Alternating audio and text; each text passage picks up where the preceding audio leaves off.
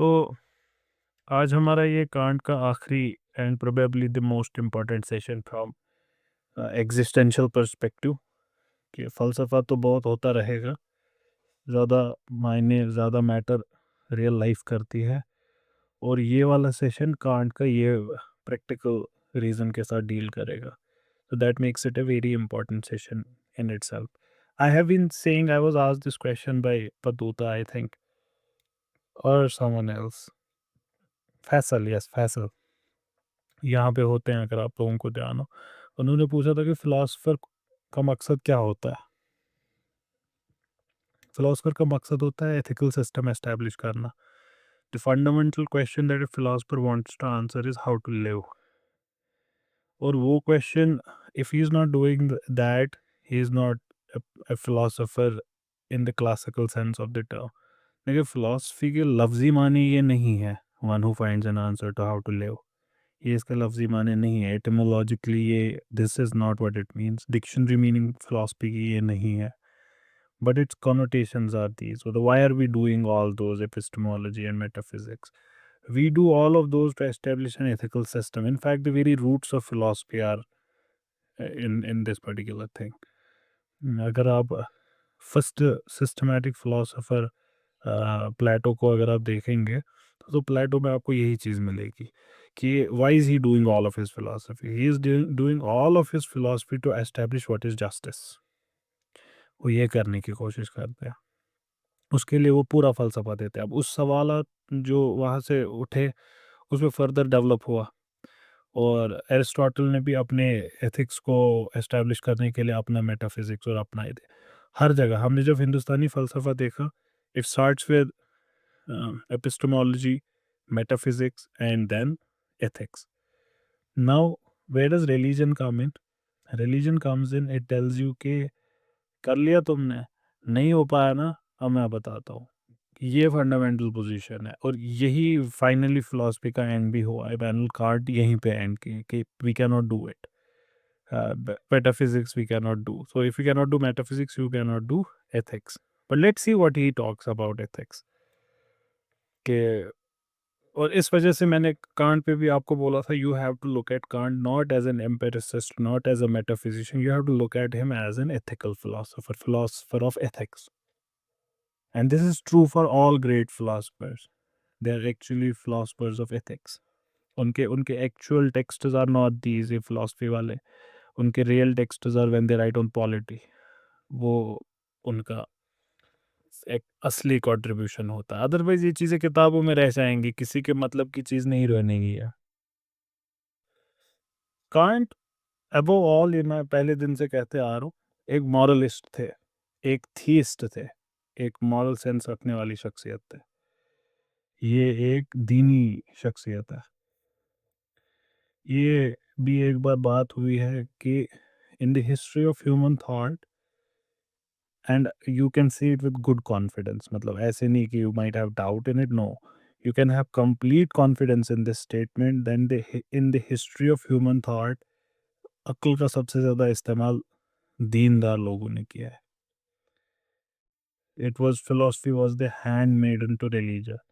ये ऐसा नहीं है जो मॉडर्न ट्रेंड में ऐसा लगता है, जो दीनदार होगा वो अक्लमंद नहीं होगा, जो अक्लमंद होगा वो दीन छोड़ देगा। ये ऐसा नहीं है। In human history it has never happened. In human history, it's for the first time now that we are seeing waves of atheism. It has never happened before. Never ever. Take up any great philosopher past, any great scholar. That doesn't mean we have no atheist scholars in the past. We have almost none. Almost none. But we do have examples where you can call their materialism atheism, you can call their pantheism atheism. But by and large, they were all ethical people, highly ethical people. So Kant is no exception to that fact. ये खुद अल्लाह ताला में यकीन रखते थे, ये भी जानते थे कि लोगों का यकीन भी खुदा में है, और people believed in moral goodness like we do even today. Uh, and his insight was that we believe in these moral goodnesses because we have faith in them, we have faith in God, all of these things. And here is a very important point which you have to understand, and it's really very important. Kant realized that ये जो morals हैं, जो हमारा moral sense है, they need to do good, this does not come from philosophers. He says इसके लिए arguments philosophers हम कभी नहीं लेते हैं। ये कांट का कहना है कि फिलोसोफर्स कितनी किताबें लिखे हैं, कितना भी इसके बारे में बहस करें, ये सेंस है ही नहीं something which we get from philosophers. It is not something which we base on some abstruse arguments. For Kant, this moral goodness is because of our faith. Critique of pure reason में उन्होंने establish कर दिया कि supra sensible की knowledge impossible है, लेकिन उन्होंने simultaneously वहाँ ये भी साबित कर दिया था कि कुफ्र भी इम्पॉसिबल है, कि अल्लाह ताला पे यकीन ना रखना ये भी इम्पॉसिबल है। It is also an untenable position both. Now, untenable is a different thing than saying the knowledge of it is not possible. So, you cannot prove God, you cannot disprove God. But untenable is something beyond that. And now, if we have to choose between the two, that whether I want to believe in God or whether I want to reject God, the position of rejecting God is untenable. You would not be able to live a life if you take that decision. This session is going to be very interesting because there's a discussion on this later. So, on the other hand, the demand of our will shows that we are justified in having belief in these things. मतलब अगर आप अंदर झांकेंगे तो आपको proof मिल जाएगा, justified belief होगा, it would be a reasonable belief to carry. तो यहाँ पे इस क्रिटिकल जंक्चर पे ये अब एक बड़ा ट्रिकी सिचुएशन आ गया कि सब कुछ डिस्ट्रॉय किया और आप कह रहे हैं कि बिल्डिंग खड़ी है। तो इस जंक्चर पे Kant wants to answer few questions, जिसमें से वो कुछ एड्रेस कर चुके हैं और कुछ अब करेंगे। व्हाट कैन आई नो, इसका answer phenomena and noumena. Phenomena I can know through percepts and I will apply on them my concepts and then I'll get knowledge. What ought I do? This is altogether a different question. करना क्या चाहिए मुझे? Of course, we cannot know the existence of God or the immortality of soul. Kant says, but we can still be hopeful of both of them.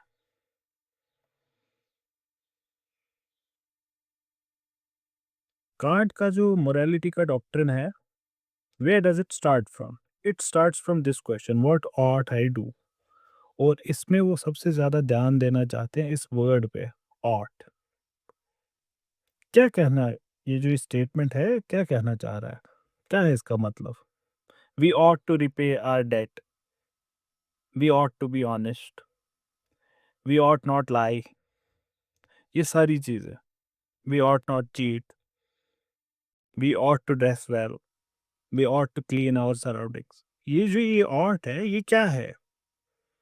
ये we should respect our elders, we should respect our institutions, we should study।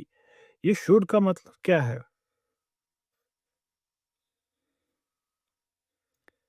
So these words imply that we can do otherwise। मतलब you should clean your surroundings, that means there is a choice involved कि आप चाहे तो you cannot, you should respect your elders। The ought signifies that there is a choice involved। If you want, you cannot, you may not। So these words suggest that you can choose not being honest, not being imandar, you can choose anything।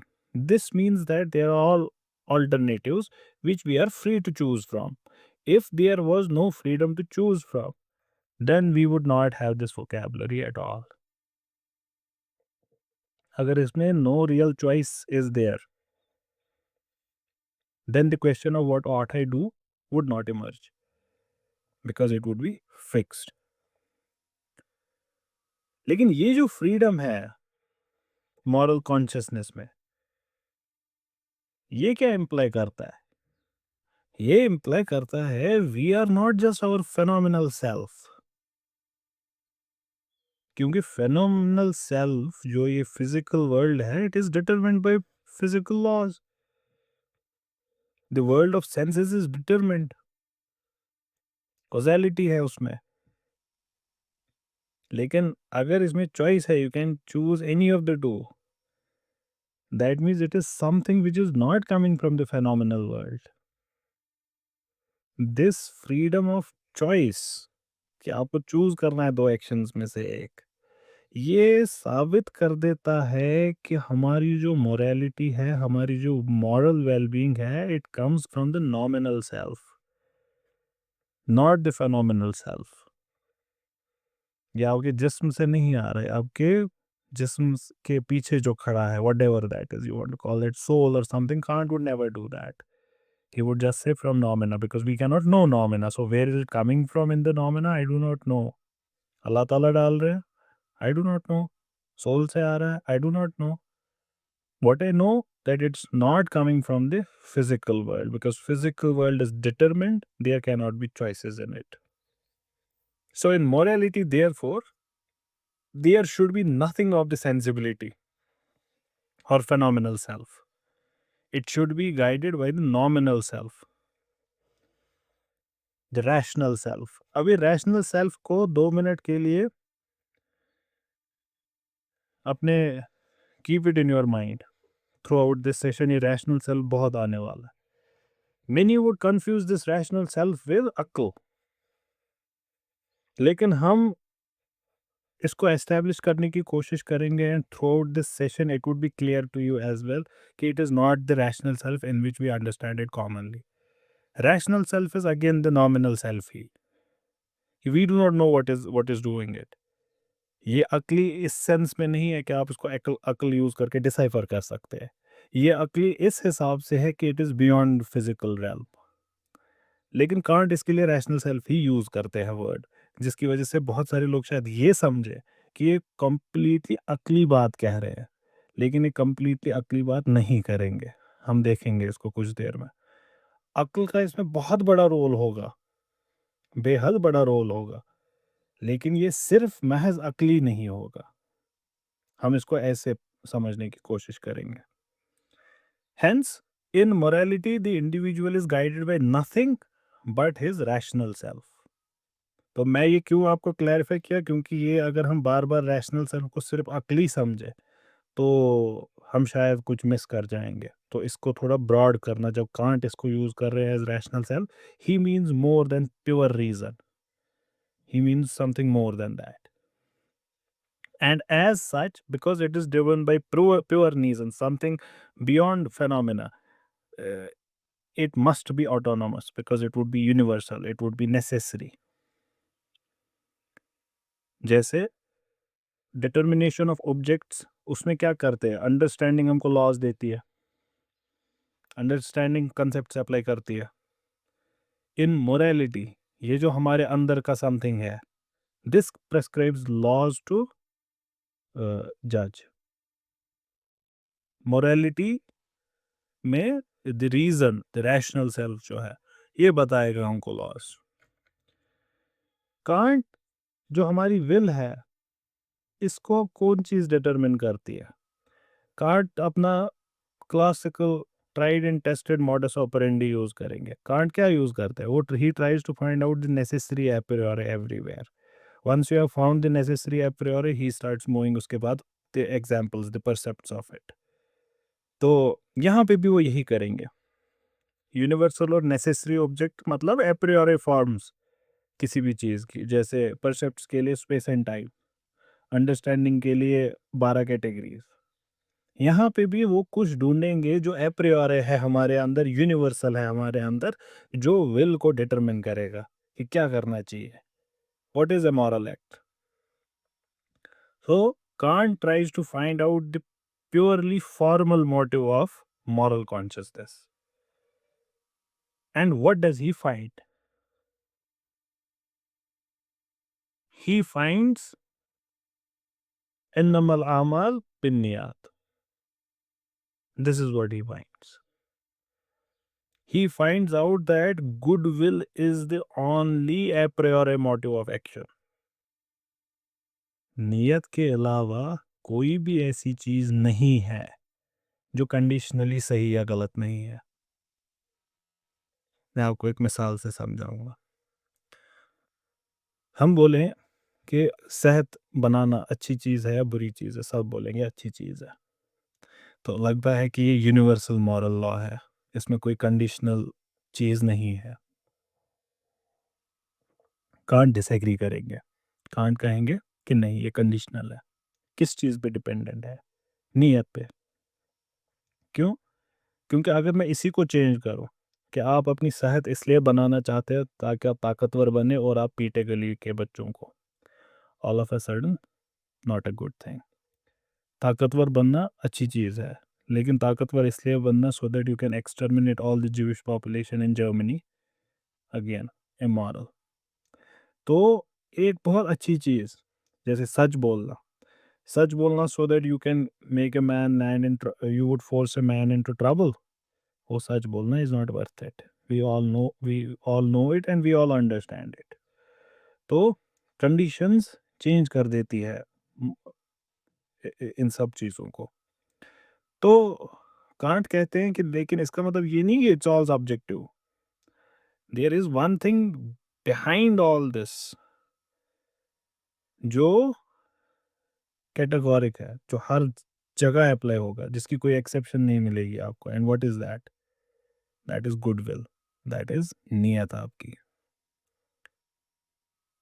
So he finds goodwill as the only a priori motive of action. Nothing in the world, outside world, can be regarded good except goodwill.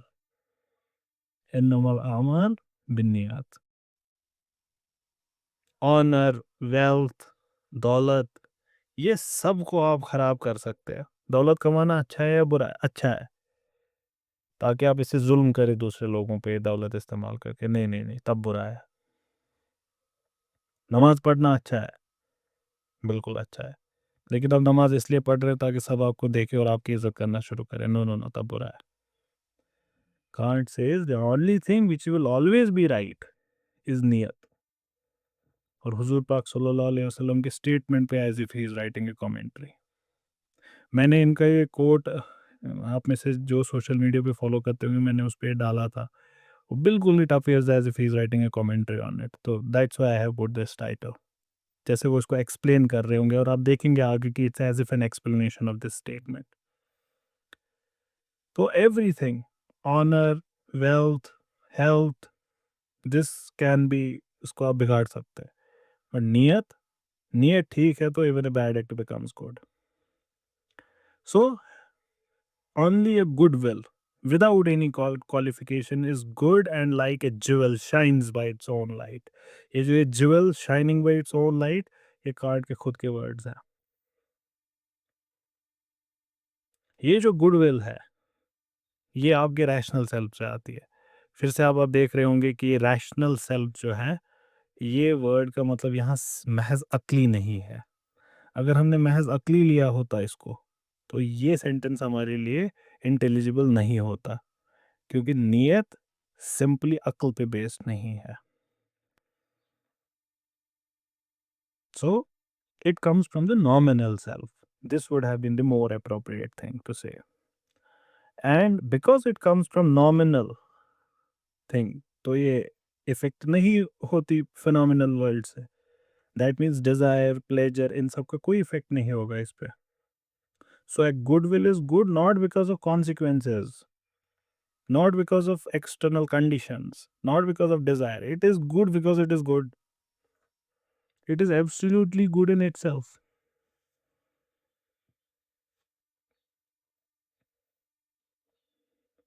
और इतना ही नहीं कि ये external desires और pleasures से independent है। अगर इसको एप्रियोरी होना है तो it has to fulfil other criteria as well.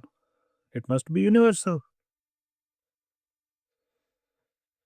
So Kant इसका परसेप्ट लेते हैं, कहते हैं he lays down this maxim: act as if the maxim from which you act were to become through you, through your will, a universal law of nature. A priori statements universal होते हैं। That means जो भी act आप करेंगे वो भी universal होना चाहिए, तब everyone should be able to act in the same way. तो the maxim he puts forward that whenever you are going to act, act in a way that you should will that it should be the moral law. अब ये बहुत सारे मसले हल कर देता है। अब ये जो नीयत है, ये जो गुडविल है, it's an end in itself. क्यों? क्योंकि ये नॉमिनल सेल्फ से आता है। फेनोमिनल सेल्फ से जितने भी अच्छाइयाँ आएंगी, वो they would be instrumental good. Good in itself, it comes from the nominal self. तो इज्जत, शोहरत, दौलत, चार शादियाँ, ये सारी चीज़ें, they are not good in themselves, they are means to a bigger good, they are always servants to bigger good. ये गुलाम है एक बड़ी अच्छाई के। एक ही अच्छाई ऐसी है जो किसी की गुलाम नहीं है, वो है नियत। बाकी सब अच्छाइयाँ, दे आर सब servant, so there is a hierarchy जिसको वो सेटल करेंगे। एक छोटा छोटी अच्छाई एक बड़ी अच्छाई के सामने बैंड करेगी। तो इस वजह से आप देखते हैं कि for example the flesh of swine is हरा, but life is sacrosanct. If life is threatened and the only food you can have is the flesh of swine, it becomes halal. So what happened? कि एक hierarchy establish हो गई कि food preferences जो है, they are good, but they have to bend in front of a bigger imperative, a bigger moral principle. So everything has to bend in front of niyat. As such, the moral consciousness tells us to obey it unconditionally or categorically. Usually क्या बोलेगा हमको दिल कि नहीं, unconditionally सच बोलना है। लेकिन जब ऐसी सिचुएशन आएगी तब हम इसको बैंड खुद से करते हैं। अगेन, ये जो डिमांड हमारे नॉमिनल सेल्फ से आती है, क्योंकि ये एप्रियोरे है, ये कमांड के फॉर्म में आती है कि ये करो, वो नहीं करो। It comes in the form of command, hence morality is obeying categorical imperative. What is morality? Morality is obeying the command. Thus, we have to be Muslim. We have to surrender in front of it. We have to be in sujood in front of it every time. जो भी dictate करेगा categorical imperative, we have to bend in front of it without any hope of fear, reward, punishment, nothing. निष्काम कर्म होना चाहिए आपका. It's the same principle which is there in Bhagavad Gita as well. Same principle. So without any hope of reward or fear of punishment.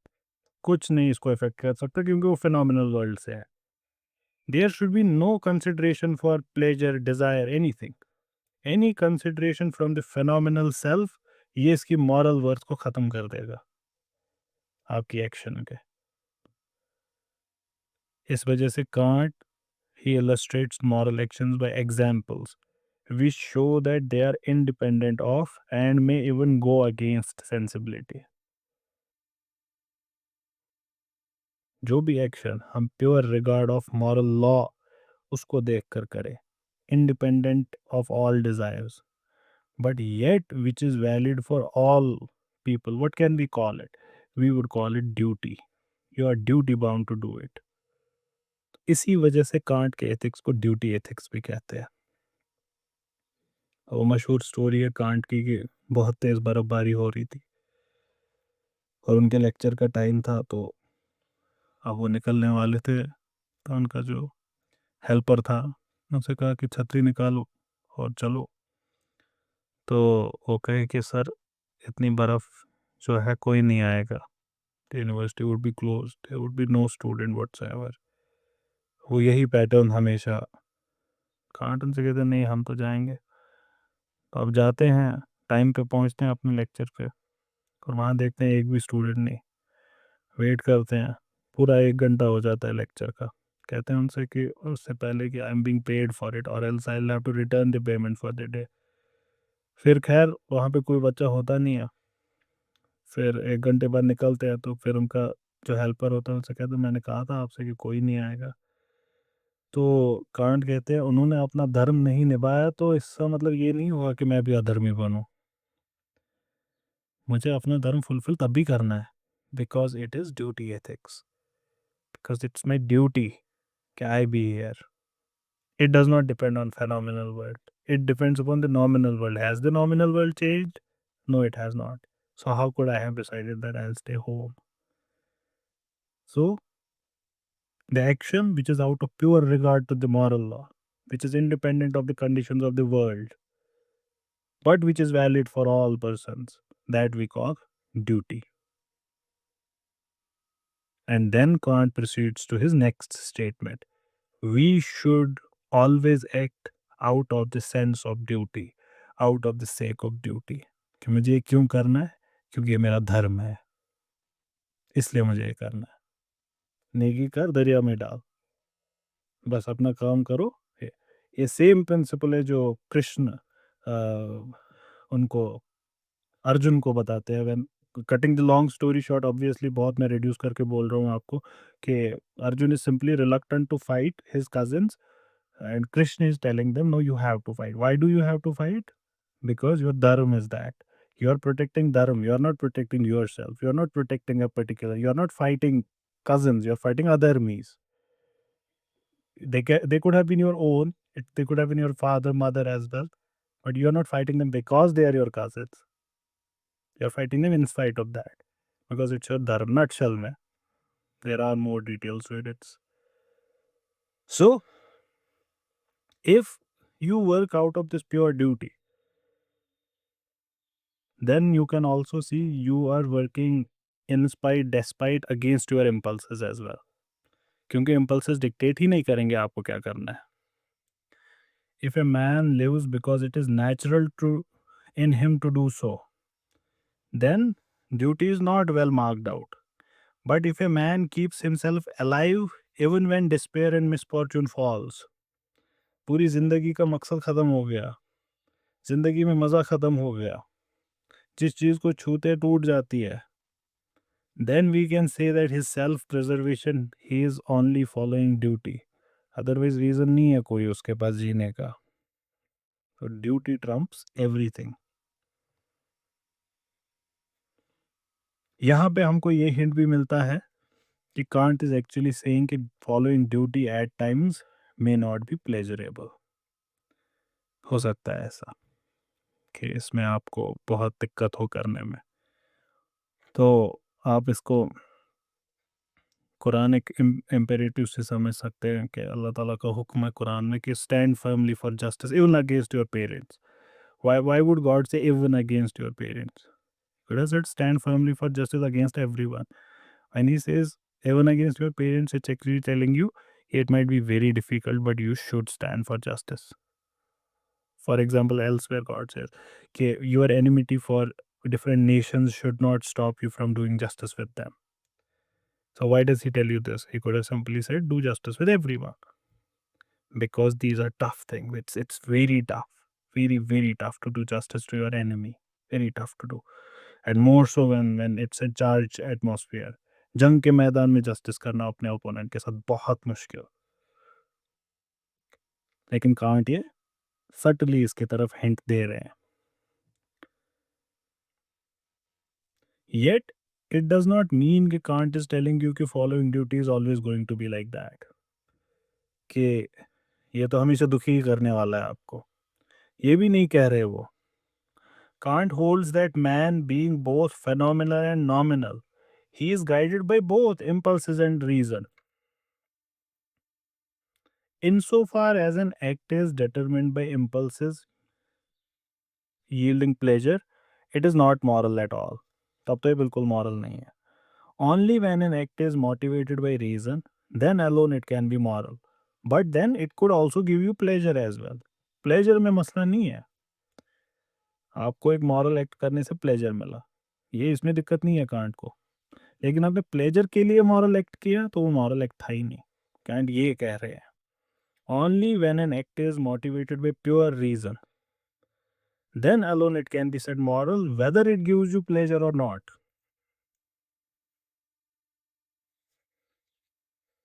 It would be wrong to maintain that any act actuated by impulses, desires, and feelings becomes immoral. ये नहीं कह रहे Kant.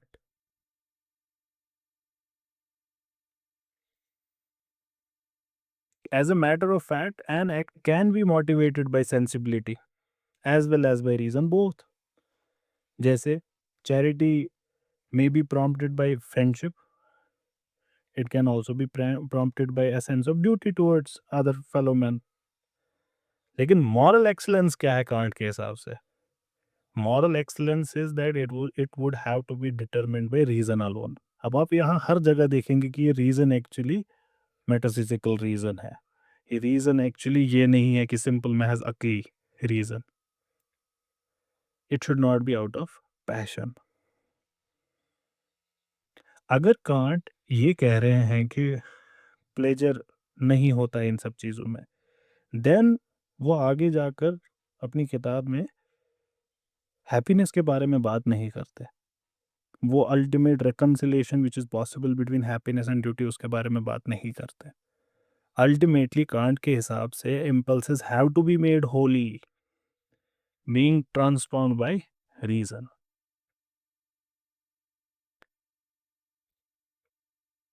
Of course, Kant was trying to find out a priori conditions जो determine करेंगे morality, irrespective of the material conditions of the situation. Naturally, Kant की जो ये पूरी इंक्वायरी है, ये ट्रांसेंडेंटल है, ये फॉर्मल है. It would be therefore out of mark to hold that Kant has not taught us what our specific duties under specific circumstances are. Kant has taught us this much. It must be taught here.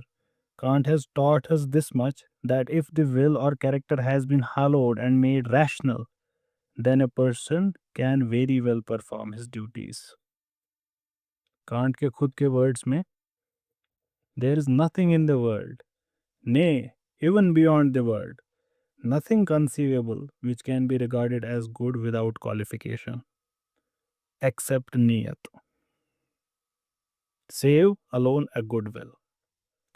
A good will is good not because of the consequences which may be frustrated by a niggardly provision of stepmotherly nature. A good will is good in itself, and like a jewel, shines by its own light. ये जो formal और rigorous character है Kant की morality का, इसमें ethics के field में lasting contributions है. अभी भी जो एथिक्स की किताबें आप पढ़ेंगे, in fact formal training of civil servants in ethics, उसमें भी कांट के एथिक्स को पढ़ाया जाता है. Duty ethics is emphasized on. और इससे हम कुछ एक चीज़ें जो हम समझ सकते हैं, पहले कांट हमको सिखाते हैं, वो उसको अप्लाई भी फिर करते हैं, फिर उस पे परसेप्ट्स वो अप्लाई करते हैं, वहाँ से वो 3 नतीजे निकालते हैं. हम उनको नहीं देखेंगे, तीनों को तो नहीं देखेंगे. डिटेल में तो बिल्कुल नहीं देखेंगे because our study is not going to be that detailed, but we can understand them. एक तो Kant teaches us that each man is an end in himself. Each man is end in himself. Make uh, you don't use men as means and means only. Means and means only, because you can use them as means for greater good, but not means as means only. That means you can use someone's services for a greater good. As long as we act out of pure regard of moral law, we are acting from the viewpoint of a nominal self. Nominal self is the highest self, the supreme end for which the phenomena exist. Hence, each moral person is an end in himself. Can't के खुद के words में act so that you treat humanity in your own person and in the person of everyone else, always as an end, as well as means, but never merely a means. End quote. अब इसको apply करें इस moral law को slavery पे, और इसको apply करें paid service पे. So paid service will become moral act because you are not using the person महज as means. You're paying him for that service. He is willing to do that. You are creating value. But slave, is merely a mean, is nothing but a mean. दूसरा, Kant teaches universal brotherhood.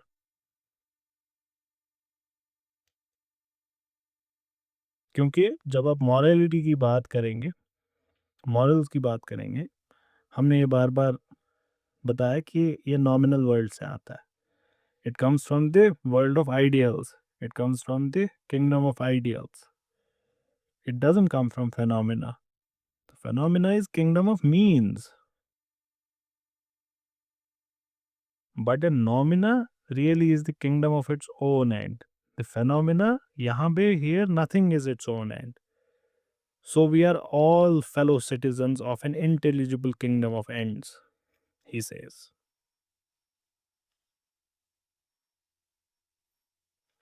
Kant यहीं पे नहीं रुकते हैं. What makes me really love him, that he goes beyond. ये फलसफा कर लिया, पूरा हो गया. But he really treats falsafa as a means to something greater.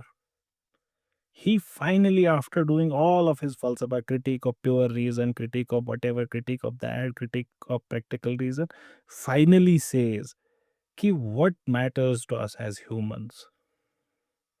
Critic of pure reason आपको बताता है साइंटिफिक नॉलेज खुदा का नहीं पॉसिबल, वर्ल्ड का नहीं पॉसिबल, सोल का नहीं पॉसिबल. पैरालॉजिज्म्स दिखाती है आपको कि सोल के बारे में हम नहीं कह सकते कि इट एग्जिस्ट्स या डजंट एग्जिस्ट. एंटीनमीज दिखाती है कि फ्रीडम ऑफ विल हम एस्टेब्लिश नहीं कर सकते. आइडियल्स ऑफ रीजन क्लियर कर देते हैं कि गॉड की एग्जिस्टेंस हम डिमॉन्स्ट्रेट नहीं कर सकते. लेकिन कांट कहते हैं कि इन नेगेटिव कंक्लूजन से ये भी साबित नहीं होता कि नॉमिना है ही नहीं. कांट ने कभी नॉमिना की एग्जिस्टेंस डिनाई नहीं की. So don't treat him as a sceptic. अगर आपको साइकोलॉजी ये फिलोसॉफिकली उनको कैटेगराइज करना है, you can categorise him as an agnostic. He held that there are noumena. He said we just cannot have empirical knowledge of them. लेकिन Kant यहाँ पे रुकते नहीं है प्रैक्टिकल रीजन में. अब देखिए वो क्या करेंगे. कांट आगे बढ़ते हैं. कांट कहते हैं कि जो सुपर सेंसिबल के रिलेटेड प्रॉब्लम्स है, हम उनको रैशनली नहीं कर सकते solve, but they can be solve to practical reason. ये जो दीन आ गया, आप देखे हमने पहले दिन से बात की कि दीन के लिए जगह कांट फाइनली बना ही लेते हैं. कहते ये जो हमारी प्रैक्टिकल इम्पॉसिबिलिटी, अपने मसले को सॉल्व करना हम कर ही नहीं सकते. कांट कहते लेकिन we can use these things to solve these problems. Freedom of will, immortality of soul, the existence of God, these are moral postulates. अब देखें यहाँ पे कांट कहते हैं morality has to be accepted. Morality is our truth. बाकी philosophers क्या करते हैं, वो अपनी epistemology को establish करके दिखाते हैं कि morality is not possible. ये सब subjective है. कांट कहते हैं no, we know it is objective, we know it has to be accepted. Now we will go reverse and find our epistemology. Now we do that. The freedom of will, the immortality of soul, and the existence of God has to be postulated to explain this. ये वही example है जो मैंने आपको कुछ दिन पहले बोला था. For justice to exist there has to be a God. Exactly what Kant is saying कि for these moral principles to apply we have to postulate God. But the knowledge about these postulates is not possible. We have to take them as objects of faith, but plausible. It's reasonable faith. Can't यहाँ पे भी नहीं रुकेंगे. अब वो reasons देंगे कि क्यों ना हम इनको सिर्फ इलूजरी माने, इन कॉन्सेप्ट्स को. कांट कहते हैं नहीं, they are not mere illusory concepts. वो कहते हैं to the extent a person is moral, he belongs to the kingdom of ends, he belongs to the world of noumena. But the theoretical reason at most can establish validity of phenomena only. Hence, practical reason dealing with phenomena is higher knowledge, is higher than theoretical reason. It is the demand of practical reason which makes theoretical reason think for of them. Theoretical reason सोचता ही क्यों खुदा के बारे में? जब understanding पे इल्म खत्म हो गया था, तो हमने कंसेप्ट्स को अप्लाई ही क्यों करना था फर्दर परसेप्ट्स के अलावा? Why do we even do this Kant says? कि हम महज कंसेप्ट्स पे वर्क करके कुछ और एस्टैब्लिश करने की कोशिश करते हैं जो हमारे लिए इश्यूज रेज करता है, but can't says why, because practical जो रीजन है वो ज़्यादा इम्पोर्टेंट रखता है इंसान के लिए, और उसके सामने रीजन को झुकना पड़ता है उसको। What our morality demands the reason wants to supply. इसके अलावा the existence of moral postulates is compatible with phenomenal existence. The two need not be opposed. Morality को एज अ फैक्ट एक्सेप्ट करना है, और जो भी कंडीशंस मोरालिटी को possible करेंगी उनको हमको एक्सेप्ट करना है। God, soul, all of these things is what makes morality possible. इस वजह से हम उनको यूजलेस फैंटेसीज की तरह नहीं समझ सकते। They have to be granted as valid possibilities. तो कांट के वर्ड्स में सुने इसको, कहते हैं I was oblige to destroy knowledge so that I could make room for faith.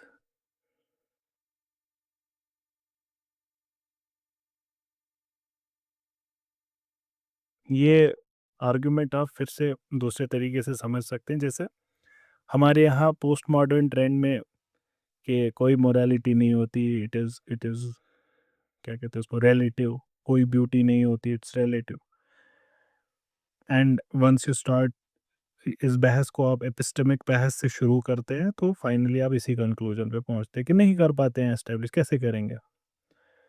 लेकिन कांट ने जो ये कहा आपको, अगर आप इसको अप्लाई करेंगे, go into the reverse direction. No, beauty is established, beauty is, epistemology needs to change according to beauty. And how do we know beauty exists? Because we talk about it every day. There's a particular movie which makes 800 crore, 900 crore, 10,000 crore, 3,000 crore rupees. Not every movie makes that much. I do not know what criteria we apply because they are not objective criteria apparently. But then why do we agree on this movie to be good and not that? Every movie should have done equal business, comparatively equal business, keeping other conditions similar, and in a bigger sets, the other conditions are similar. But something in us tells us this is a good movie, that's a bad movie. This book is a good book, a lot of people purchase it. That book is a bad book, less people purchase it. A Kant would say this is established. हाँ, मैंने माना जितना हमारा इल्म है वो उसको establish नहीं कर पाता, तो इसका मतलब ये नहीं कि ये गलत है, इसका मतलब इल्म गलत है। ये तो एस्टेब्लिश्ड है, मेरा मॉरल वजूद एस्टेब्लिश्ड है।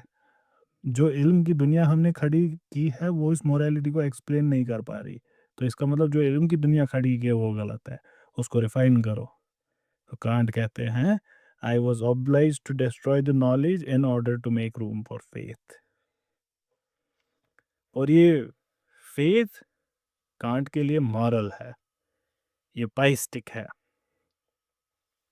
और ये साबित करता है कांट के लिए the word reason, it wasn't simply cognition applying the mental faculty of certain logical laws. No, ये साबित कर देता है इनके लिए ये बहुत बड़ी टर्म थी, इसमें इंसान का अखलाकियात इंक्लूड होता है।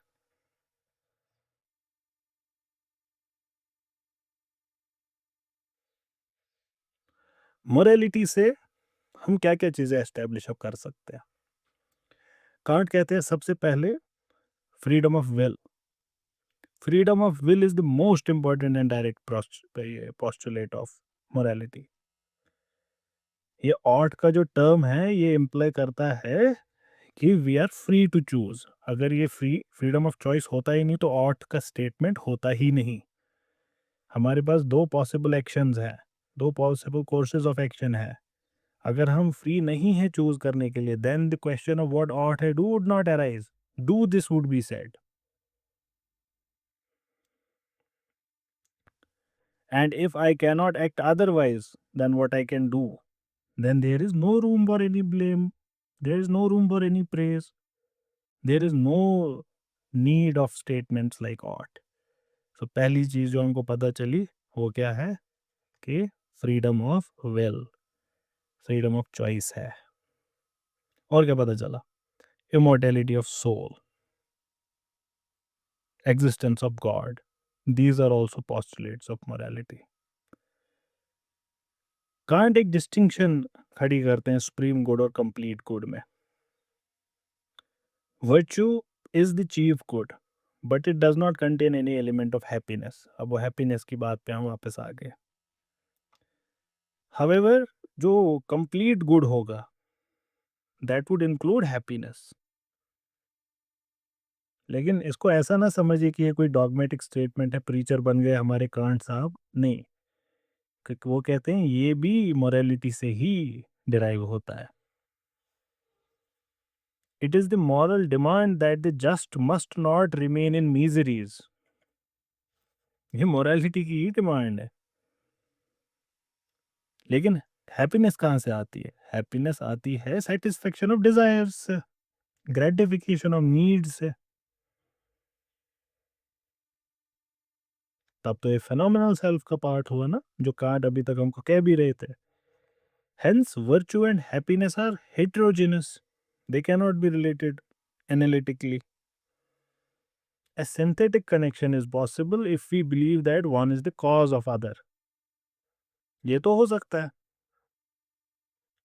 कि being virtuous leads to happiness. अगर हमें देखते हैं जिंदगी में तो हम शायद ये कहते हैं कि रिलेटेड है. लेकिन एक्चुअल लाइफ में हम क्या देखते हैं? ज़्यादातर मिसालें तो यही मिलती है कि virtuous are not rewarded with happiness. दुखी जिंदगियाँ जी रहे हैं. It is not true for everyone, but चले 2 मिनट के लिए ये मानेंगे. एटलीस्ट इतना तो मानेंगे ही कि in many cases virtuous people are not, do not end up necessarily in happiness. जैसे हम जस्टिस के बारे में कहेंगे, not everyone gets justice at the end of the day. So they are united together only by the author of our being, an author of both of our phenomenal and nominal nature. तो हमको एक being, उसकी existence postulate करनी ही पड़ेगी जो इसको realise कराएगा. We must postulate the existence of a being who is quite distinct from nature. क्योंकि नेचर में नेसेसरीली हैप्पीनेस नहीं मिलती, जस्टिस नहीं मिलता. So there must be a being who is quite distinct from this phenomenal world, and at the same time the cause of it, who contains in himself the very ground of the realization of the combination of happiness and virtue. ये happiness और virtue को जोड़ने के लिए कोई being तो होनी चाहिए, ताकि जिन्होंने अच्छे काम किए उनको उसका फल मिले. ये मॉरल इम्पेरेटिव है कि उनको उसका फल मिलना चाहिए. लेकिन नहीं मिलता, तो इसलिए खुदा का होना ज़रूरी है.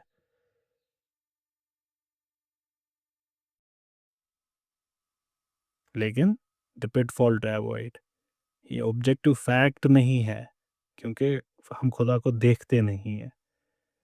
तो इसका मतलब क्या हुआ कि इल्म उस खुदा का हमारे पास नहीं हो सकता, बट उसका वजूद मॉरल नेसेसिटी है, ये ऑब्जेक्टिव फैक्ट नहीं है. We must so act as if there is a moral governor, जो वर्चू को यूनाइट करेगा with happiness in the noumenal world, if not in the phenomenal world. I might extend today because I do not want to extend Kant even further. और एक session नहीं Kant पे, too much of Kant. So we might take 10 more minutes. और ये topic भी अब मुकम्मल हो ही रहा है. तो ये दूसरी चीज़ है जो एस्टेब्लिश होगी.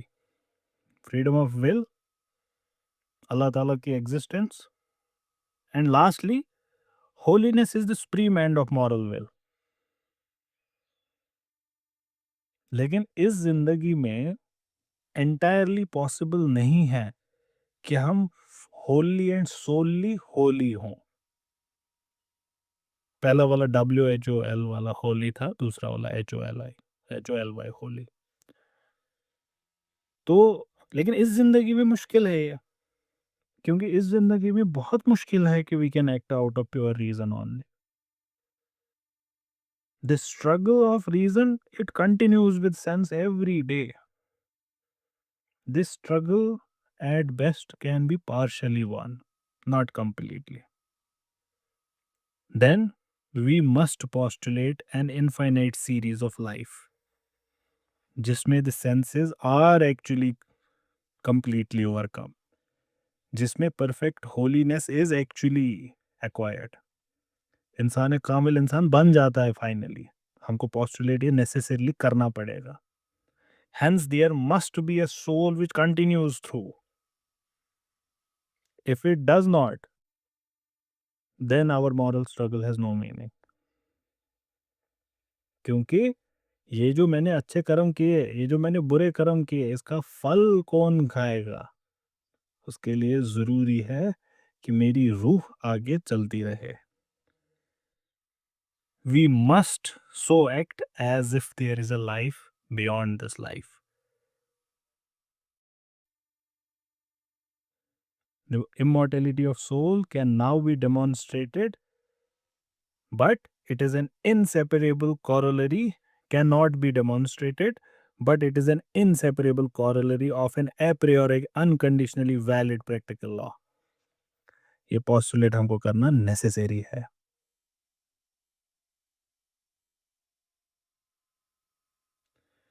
Immortality और God, ये लेकिन indirect postulates है morality के। Moral law is autonomous, ये दोनों they are objects of faith. Thus, we find that the metaphysical problems of God, the problems of soul, the problems of immortality, जो critique of pure reason में can't ने उठाए थे ये सारे मसले, practical reason उसको मसले को solve करती है by showing them to be necessary postulates of morality.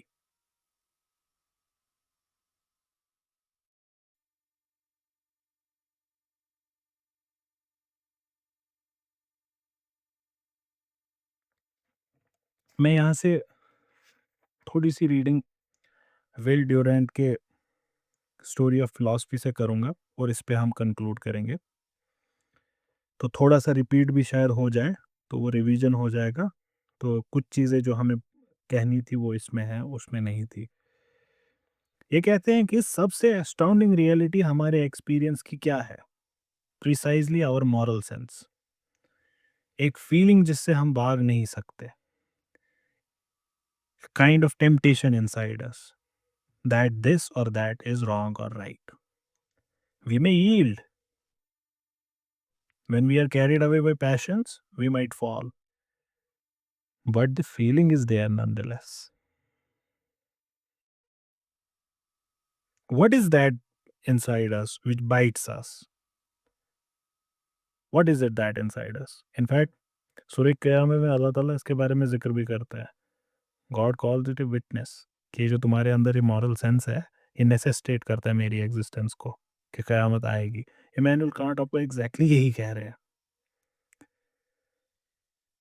It is what inside us says categorical imperative. ये कैटेगोरिकल इम्पेरेटिव टेक्निकल टर्म है कांट की। ये उसमें नहीं था। इस वजह से I had to take it from here so that you know about categorical imperative as well. So it's the categorical imperative in us, the unconditional command of our conscience, जो हमको कहती है कि act as if the maxim of our action were to become by our will a universal law of nature. इसको कहते हैं Kant's categorical imperative. ये reasoning से हमको नहीं पता चलता, ये हमको पता नहीं क्या है हमारे अंदर, हमारी कुछ विविड इमीडिएट फीलिंग्स हैं that we must avoid behaviour जो अगर पूरी कायनात इख्तियार करे ये ज़िंदगी को इम्पॉसिबल बना देगी। Do I wish to escape from a predicament of by a lie? Should I do that? झूठ बोल के खुद को बचाऊं? लेकिन while I can will the lie, I can by no means will that lying should be a universal law. क्योंकि अगर ऐसा होगा then we can have no promises at all. तो मेरे अंदर एक सेंस है that I must not lie, even if it is to my advantage.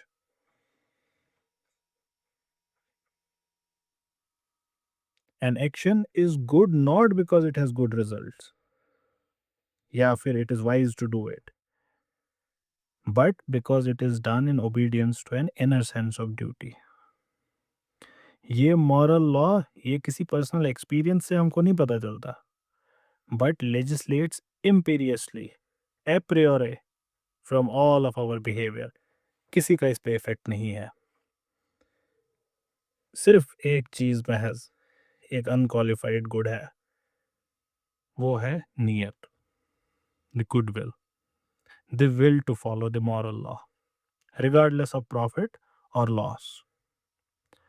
Never mind your happiness. नेकी कर दरिया में डाल, डू योर ड्यूटी. कांट के वर्ड्स में morality is not properly the doctrine of how we make ourselves happy, but how we may make ourselves worthy of happiness. Morality इसलिए नहीं है आप खुद को खुश कैसे करें, कि आप खुश होने के लायक कैसे बने. Morality इसलिए है. Let us seek the happiness in others, but for ourselves, let us seek perfection, whether it brings us happiness or not. और ये कैसे करें? ये खुद के अंदर परफेक्शन लाएं और दूसरों के अंदर हैप्पीनेस कैसे करें? कांट के वर्ड्स में so act as to treat humanity whether in thine own person or in that of other in every case as an end, never only as a means. और ये भी वी डायरेक्टली फील, ये भी categorical imperative है. Let us live up to such a principle and we will soon be able to create an ideal community. And to create it, what do we need to do? We need only act as if we are already there. We already belong to it. Start acting like that. We must apply the perfect law even in an imperfect state. It's a hard ethic, you say. This placing of duty beyond everything. आपने duty को beauty के ऊपर रख दिया, आपने morality को happiness से ऊपर रख दिया. But only so can we cease to be beasts and begin to be like gods. सिर्फ ये एक तरीका है अल्लाह ताला के करीब जाने का. अल्लाह ताला के करीब जाने का मतलब in terms of your act becoming close to God. और ये जो absolute command to duty है, it proves that there is freedom in our wills. How could we ever have conceived such a notion as duty if we had not felt ourselves to be free? हम इस freedom को prove नहीं कर सकते, वो pure reason में can't ने दिखाया. थेरेटिकल रीजन से हम इसको साबित नहीं कर सकते. We prove it by feeling it directly when we have a crisis of choice. We feel this freedom as the very essence of our inner selves. We feel within ourselves the spontaneous activity of our mind which molds experience and chooses goals. हमारी actions जब हम उनको शुरू करते हैं, फिर दिखता है कि they follow a particular fixed invariable laws. आपने बॉल को रोल किया, वो अब फिजिक्स के लॉज फॉलो करेगी. लेकिन उसको रोल करें या ना करें, it seems that I make that choice freely. हमको फ्रीडम, हमको डिटरमिन क्यों लगती है ये एक्शन, क्यों फ्री नहीं लगती? Because we perceive their results through sense, जो एक हिजाब डाल देती है उसके ऊपर, which clothes all that it transmits in the dress of that causal law, which our minds themselves have made. They are not out there. Nevertheless, we are beyond and above the laws we make in order to understand the world of our experience. हम इन laws से बहुत ऊपर हैं खुद. Each of us is the center of initiative force and creative power. इस ball को role कराना है या नहीं कराना, ये फ्री चॉइस है. In a way which we feel but cannot prove, each of us is free. And again, though we cannot prove, but we feel that we are deathless. Immortality हमको feel होती है. We perceive that life is not like those dramas so beloved by the people, in which every villain is punished. ये नहीं है जिंदगी. हर बुरे काम का नतीजा नहीं मिलता, हर अच्छे काम का नतीजा नहीं मिलता. Every act of virtue does not meet its reward. We learn anew every day that the wisdom of the serpent, it fares better here than the gentleness of the dove. हमारी जिंदगी में दिखता है हमको रोज. If mere worldly utility and expediency were the justification of virtue, it would not be wise to be good then. You have to be like a serpent, not like a dove. लेकिन तब भी ये जानने के बाद, having it flung into our faces with brutal repetition, we still feel a command to righteousness. We know that we ought to be good. How could this sense of right survive if it were not that in our hearts we feel that this life to be only a part of some life, a bigger life? This earthly dream only an embryonic prelude to a new birth, a new awakening. अगर हमको even vaguely भी नहीं पता होता कि एक जिंदगी आने वाली है, एक लंबी जिंदगी जो बैलेंस कर देगी, जो रिड्रेस करेगी इन सारे गलत चीज़ों को जो हमारे साथ हुई. Not even one cup of water which we gave generously, it would not be returned 100-fold. हम ये एक्ट करते ही क्यों अगर हमारे अंदर ये नहीं होता. And finally, by the same token, there is a God as well. If the sense of duty involves and justifies belief in rewards to come, Kant के words में, the postulate of immortality must lead to the supposition of the existence of a cause adequate to this effect. In other words, it must postulate the existence of God. ये proof नहीं है. This is not a proof of God by reason. The moral sense, which has to do with the world of our actions, must have priority over theoretical logic, which was developed only to deal with the sense phenomena. हमारा reason हमें खुला छोड़ देता है to believe that behind the thing in itself there is a God. हमारा moral sense, हमारा reason क्या करता है कि जाओ करो यकीन या नहीं करो. हमारा moral sense कमांड करता है कि यकीन करो. रूसो सही थे. Above the logic of the head is the feeling of the heart. Pascal सही थे. The heart has reasons of its own which the head can never understand. So on that note, we finish Immanuel Kant.